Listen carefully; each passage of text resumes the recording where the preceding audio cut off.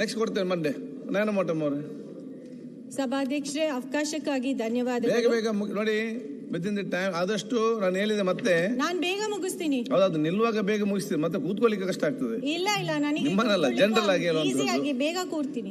ಎಲ್ಲರೂ ನಾನು ಮತ್ತೆ ನಿಮ್ಗೆ ಹೇಳಿಕೆ ಇಷ್ಟೇ, ನಿಮಗೆ ಮಾತಾಡಲಿಕ್ಕೆ ತುಂಬಾ ವಿಚಾರ ಇರ್ಬೋದು. ನೀವು ಕೂಡ ಕಳೆದ 3 ದಿವಸದಿಂದ ಕಲ್ತು ಸ್ಟಡಿ ಮಾಡಿ ನಿಮಗೆ ಕೂಡ ಮಾತಾಡಬೇಕಂತ ಇದಿದೆ.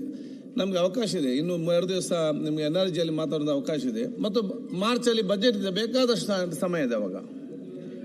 ಸರ್ ಹೇಗೆ ಮಾತಾಡೋದು, ಹೆಂಗೆ ನಡ್ಕೊಳ್ಳೋದು, ಸ್ವಲ್ಪ ಟ್ರೈನಿಂಗ್ ಕೊಡಿ ಸರ್ ನೀವು. ಓಕೆ, ನಿಮಗೆ ಸಜೆಷನ್ ಕರೆಕ್ಟ್. ನಾನೇ ಸಲ ಟ್ರೈನಿಂಗ್ ತೆಗೆದೇ ಬಂದವರು ಇಲ್ಲಿ ಅಂತ ಹೇಳಿ. ಅವಕಾಶಕ್ಕಾಗಿ ಧನ್ಯವಾದಗಳು ಸಭಾಧ್ಯಕ್ಷರೇ. ಮಾನ್ಯ ರಾಜ್ಯಪಾಲರ ಭಾಷಣಕ್ಕೆ ವಂದನಾರ್ಪಣೆ ಸಲ್ಲಿಸ್ತಾ, ಸಭಾಧ್ಯಕ್ಷರೇ, ನಮ್ಮ ಸರ್ಕಾರದ ಒಂದು ಐತಿಹಾಸಿಕ ನಿರ್ಣಯದ ಬಗ್ಗೆ ನಾನು ಇಲ್ಲಿ ಹೇಳಲಿಕ್ಕೆ ಬಯಸ್ತೇನೆ.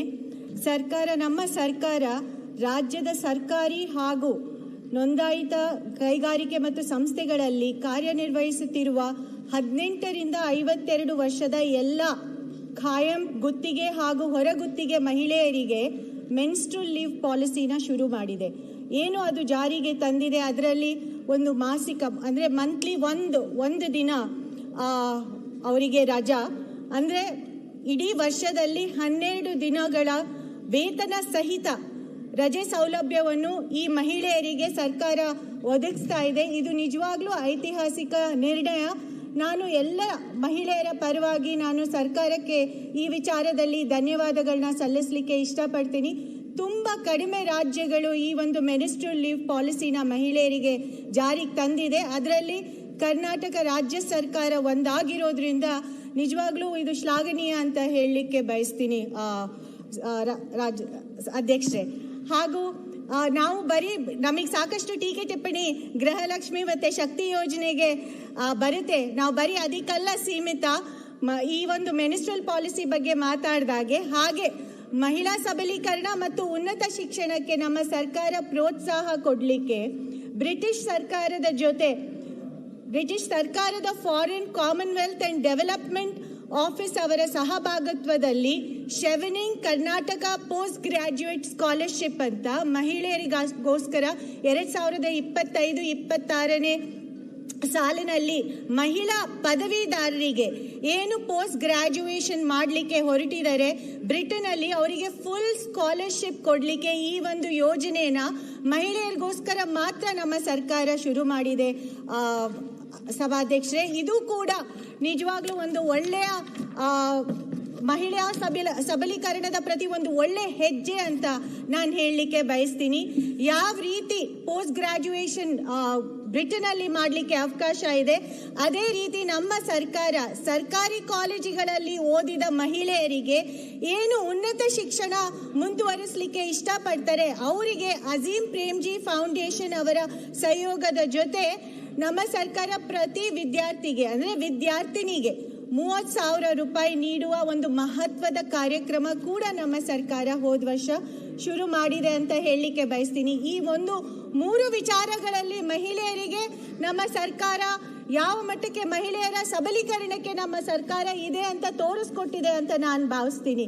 ಮತ್ತೆ ಇನ್ನೊಂದು ವಿಶೇಷವಾದ ಒಂದು ವಿಚಾರ ಏನು ಅಂದರೆ, ಒಂದು ಖಾಸಗಿ ಸಂಸ್ಥೆ ಇತ್ತೀಚಿನ ದಿನಗಳಲ್ಲಿ ಒಂದು ಸಮೀಕ್ಷೆ ಮಾಡಿದೆ. ಆ ಸಮೀಕ್ಷೆಯಲ್ಲಿ top cities for women in India ಅಂತ ಒಂದು ಸರ್ವೆ ಮಾಡಿದ್ರು.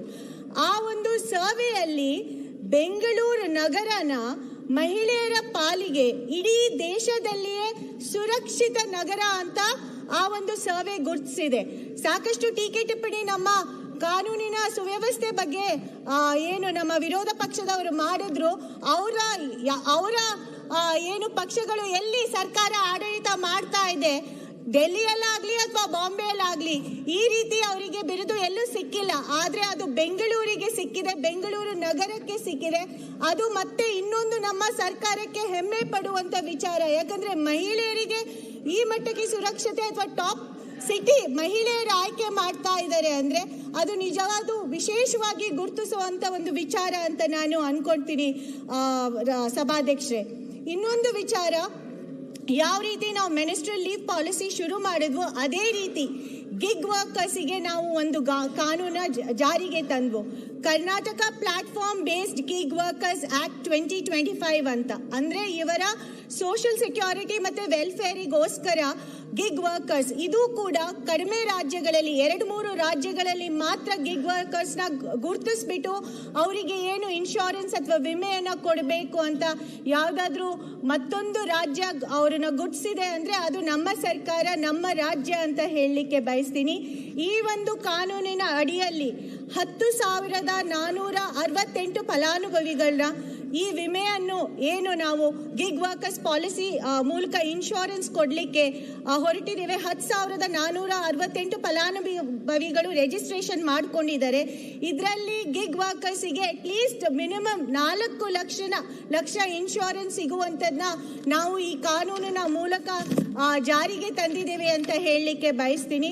ಇದು ನಿಜವಾಗ್ಲೂ ಒಂದು ವಿಶೇಷವಾದ ಕಾನೂನು. ಯಾಕಂದ್ರೆ ಗಿಗ್ ವರ್ಕರ್ಸ್ ಈಗಿನ ಒಂದು ಆಧುನಿಕ ಜೀವನದಲ್ಲಿ ಸಾಕಷ್ಟು ಇವ್ರನ್ನ ನಾವೆಲ್ಲರೂ ಉಪಯೋಗಿಸ್ತೀವಿ. ಸೊ ಅವರನ್ನ ಗುರ್ತಿಸೋದು ನಿಜವಾಗ್ಲೂ ನಮ್ಮ ಸರ್ಕಾರ ಮಾಡಿರುವಂತ ಒಂದು ಒಳ್ಳೆ ಕೆಲಸ ಅಥವಾ ಕಾರ್ಯ ಅಂತ ಹೇಳಲಿಕ್ಕೆ ಬಯಸ್ತೀನಿ. ಮತ್ತೊಂದು ನಮ್ಮ ಕಾರ್ಮಿಕ ಇಲಾಖೆ ವತಿಯಿಂದ ಹೋದ ವರ್ಷ ಒಂದು 100 ಮೊಬೈಲ್ ಯೂನಿಟ್ಸ್ನ ಸಂಚಾರಿ ಆರೋಗ್ಯ ಕ್ಲಿನಿಕ್ ಅಂತ ಅವರು ಶುರು ಮಾಡಿದ್ರು. ಇದ್ರ ಮೂಲಕ ಕಟ್ಟಡ ಮತ್ತು ಕಾರ್ಮಿಕರು ಏನು ಕಟ್ಟಡ ಮತ್ತು ಇತರ ಕಾರ್ಮಿಕರು ಇದ್ದಾರೆ ಅವರಿಗೆ ಈ ಒಂದು ಮೊಬೈಲ್ ಯೂನಿಟ್ ಅಲ್ಲಲ್ಲಿ ಹಳ್ಳಿಗಳಲ್ಲೇ ಹೋಗ್ಬಿಟ್ಟು ಒಂದು ಚಿಕಿತ್ಸೆ ಕೊಡುವಂತ ಒಂದು ಕಾರ್ಯಕ್ರಮನ ನಮ್ಮ ಸರ್ಕಾರ ರೂಪಿಸಿದೆ. ಇದನ್ನ ನಾನು ಕೂಡ ನನ್ನ ಕ್ಷೇತ್ರದಲ್ಲಿ ಉದ್ಘಾಟನೆ ಮಾಡಿದ್ದೇನೆ ರಾಜ್ಯ ಸಭಾಧ್ಯಕ್ಷರೇ. ಇದು ನಿಜವಾಗ್ಲೂ ಒಂದು ಒಳ್ಳೆ ಕಾರ್ಯಕ್ರಮ ಅಂತ ನಾನು ಅನ್ಕೊಂತೀನಿ. ಅದಲ್ದಲೆ ಯಾವ ರೀತಿ ಮೊಬೈಲ್ ಯೂನಿಟ್ಸ್ನ ನಾವು ಒಂದ್ ಕಡೆ ಕಾರ್ಮಿಕ ಇಲಾಖೆಯಲ್ಲಿ ಶುರು ಮಾಡಿದೀವಿ, ಅದೇ ರೀತಿ ದೇಶದಲ್ಲಿ ಮೊದಲೇ ಬಾರಿಗೆ LKG ಮತ್ತೆ UKG ಕ್ಲಾಸಸ್ನ 259 ಅಂಗನವಾಡಿ ಕೇಂದ್ರಗಳಲ್ಲಿ ಪೈಲಟ್ ಬೇಸಿಸ್ ಅಲ್ಲಿ ಶುರು ಮಾಡಿದೀವಿ. ಇದು ಕೂಡ ಮಹತ್ವಾಕಾಂಕ್ಷಿ ಯೋಜನೆ ಅಂತ ನಾನು ಭಾವಿಸ್ತೀನಿ. ಯಾಕಂದ್ರೆ ಎಲ್ಲೂ ಕೂಡ ಇಡೀ ದೇಶದಲ್ಲಿ LKG UKG ಅಂಗನವಾಡಿ ಕೇಂದ್ರಗಳಲ್ಲಿ ಶುರು ಮಾಡಿಲ್ಲ. ಇದು ಗ್ರಾಮೀಣ ಮಟ್ಟದ ಮಕ್ಕಳಿಗೆ ನಿಜವಾಗ್ಲೂ ಒಂದು ಮಹತ್ವಕರವಾದ ಯೋಜನೆ ಅಂತ ನಾನು ಭಾವಿಸ್ತೀನಿ. ಯಾಕಂದ್ರೆ ಎಲ್ಲರಿಗೂ ಬೇಕಾಗಿದೆ, ಎಲ್ಲ ಪೋಷಕರಿಗೂ ಒಂದು ಆಸೆ ಇರುತ್ತೆ ಅವ್ರ ಮಕ್ಕಳು ಪ್ರೈಮರಿ ಶಾಲೆಗೆ ಪ್ರೀ ಪ್ರೈಮರಿ ಅಂತ ನಾವೇನು ಹೇಳ್ತೀವಿ LKG UKG ಅವರಿಗೂ ಇಂಗ್ಲೀಷಲ್ಲಿ ಕಲಿಸ್ಕೊಡ್ಲಿ. ಅಲ್ಲೇ ಏನು ಮಕ್ಕಳು 5-6 ವರ್ಷ ಶುರು ಮಾಡ್ಕೊಳ್ತಾರೆ ಅಲ್ಲೇ ಅವರಿಗೆ ಇಂಗ್ಲೀಷ್ ಮೀಡಿಯಂ ಅಲ್ಲಿ ಓದಿಸ್ಲಿ ಅಂತ ಪೋಷಕರಿಗೆ ಒಂದು ಆಸೆ ಏನಿರುತ್ತೆ ಅದನ್ನು ಕೂಡ ಈ LKG UKG ನಾವೇನು ಅಂಗನವಾಡಿ ಕೇಂದ್ರಗಳಲ್ಲಿ ಶುರು ಮಾಡಿದೀವಿ ಅದರಿಂದ ನಮಗೆ ನಿಜವಾಗ್ಲೂ ಗ್ರಾಮೀಣ ಮಟ್ಟದ ಮಕ್ಕಳಿಗೆ ಉಪಯೋಗ ಆಗುತ್ತೆ ಅಂತ ನಾನು ಅನ್ಕೊಳ್ತೀನಿ. ಅಧ್ಯಕ್ಷರೇ, ಕೊನೆಯದಾಗಿ ನಾನು ಸರ್ಕಾರಕ್ಕೆ ಧನ್ಯವಾದಗಳನ್ನ ಸಲ್ಲಿಸಲಿಕ್ಕೆ ಇಷ್ಟಪಡ್ತೀನಿ.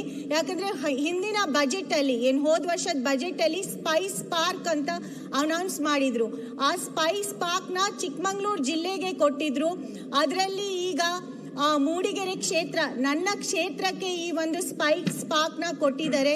ಈ ಸ್ಪೈಸ್ ಪಾರ್ಕಿಗೆ ಜಾಗನ ಗುರುತಿಸ್ಬಿಟ್ಟು ಇನ್ ಮುಂದಿನ ದಿನಗಳಲ್ಲಿ ಅಲ್ಲಿ ಕಟ್ಟಡನ ನಿರ್ಮಾಣ ಮಾಡಿಬಿಟ್ಟು ಸಾಕಷ್ಟು ರೈತರಿಗೆ ಅನುಕೂಲ ಆಗುವಂತ ಒಂದು ಇದು ಯೋಜನೆ ಅಥವಾ ಒಂದು ಈ ಪಾರ್ಕ್ ಆಗುತ್ತೆ ಅಂತ ನಾನು ಭಾವಿಸ್ತೀನಿ.